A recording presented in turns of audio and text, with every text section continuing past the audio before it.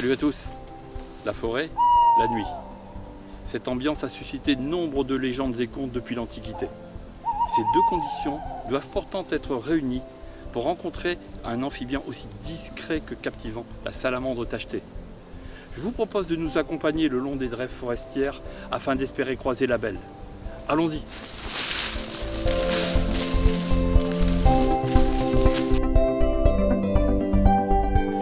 Ah, en voilà une.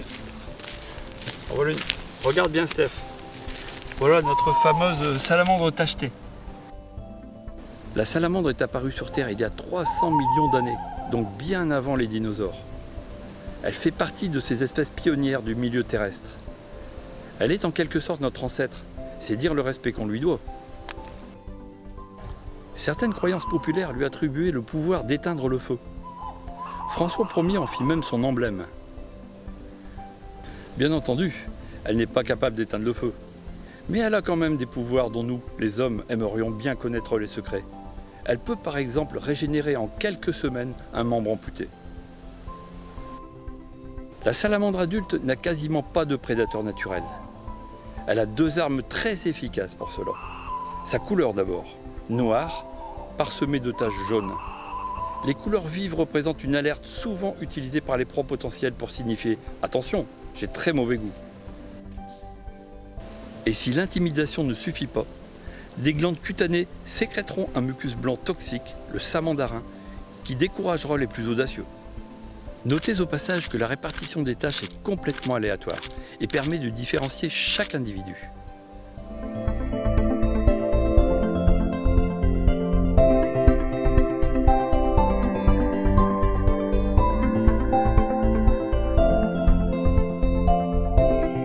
La salamandre est un animal nocturne qui se nourrit essentiellement de lombriques et de limaces. Elle affectionne une atmosphère humide et une relative douceur.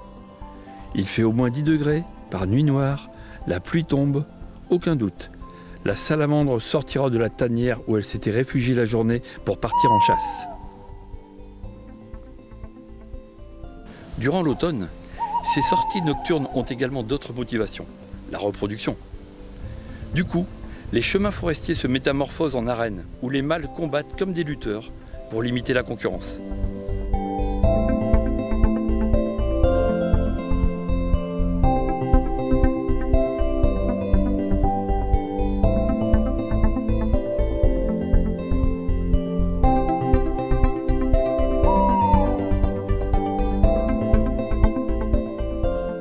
La parade nuptiale est tout aussi intéressante. Lorsque le mâle rencontre une femelle réceptive à ses avances, il va se glisser sous elle et lui agripper les membres antérieurs avec les siens.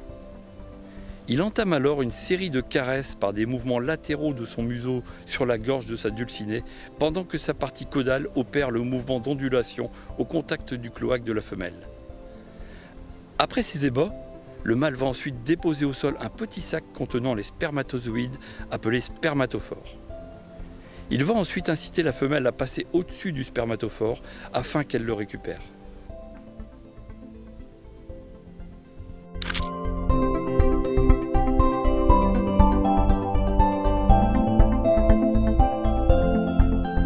Malheureusement ici, le courtisan a été laissé pour compte.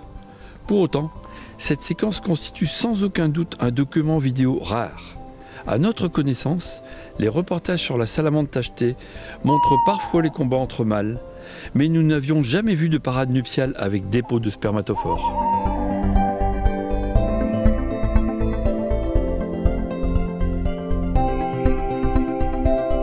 Durant l'hiver, les salamandres resteront enfouies sous les souches, les amas de bois ou les pierres dans une certaine léthargie.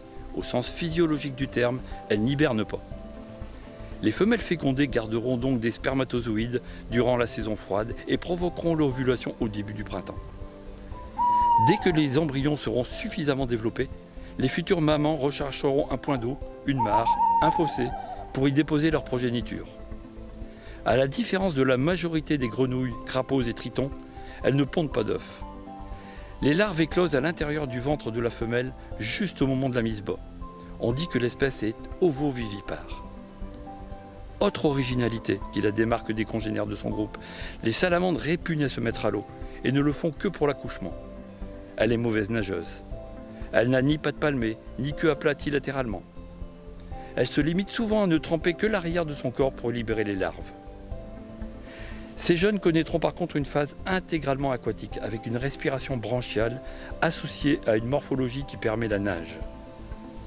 On distingue d'ailleurs facilement la larve des salamandres des autres têtards à ses branchies externes semblables à des plumeaux et la tache claire à la base des pattes postérieures.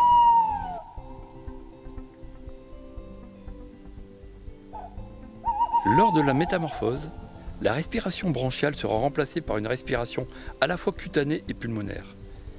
Elles deviennent alors de jolies salamandres miniatures, strictement terrestres, tout au long d'une vie qui peut atteindre une vingtaine d'années.